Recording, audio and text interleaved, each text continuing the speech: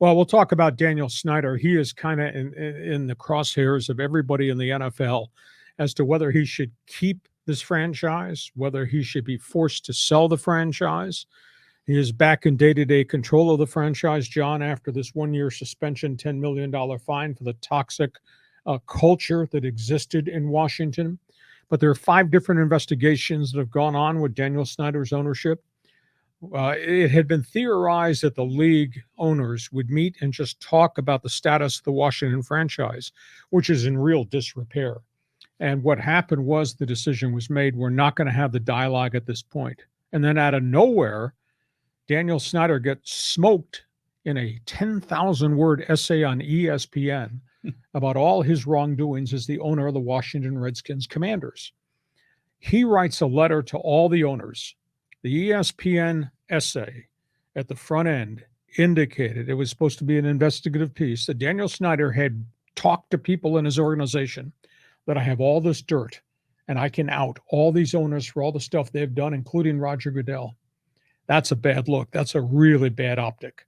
We don't know if that conversation took place, but the fact ESPN's not been sued by this guy leads me to believe, yeah, his arrogance allowed that conversation to take place, and now the word's gotten out. Daniel Snyder wrote letters to every NFL owner and to Goodell, denying emphatically what was insinuated in the ESPN essay. He indicated, I'd be willing to meet with each of you individually to talk about what was reported as it relates to my relationship with Goodell, my relationship with Jerry Jones, with Kroenke, et cetera, et cetera.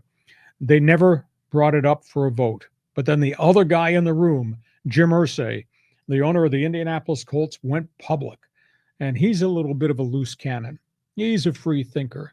He's had his own set of issues as the owner of the Colts after his dad gave him the franchise. But Jim Irsay spoke out and say any investigation or discipline action against Snyder merits consideration. So he knows he has a lot of inside data. And he indicated, where's the accountability? We as owners have a responsibility in the community. And he quoted the Maras, and he quoted the Rooneys, and he quoted the great owners of decades and decades that made the NFL successful. He says, where's the accountability? Making reference to the accountability in Washington.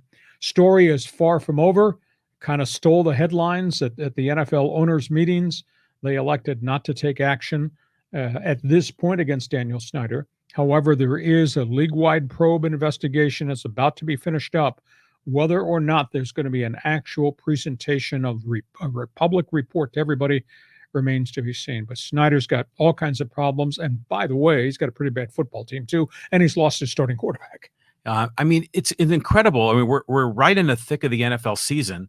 We should be talking about touchdowns and winning streaks and setting records, but instead it's concussion syndrome situation and protocol, and it's the owners fighting amongst themselves and all this off the field nonsense. I mean, this is destructive to the NFL brand, in my opinion. Well, as Jim Irsay said, the shield has been damaged. Yeah.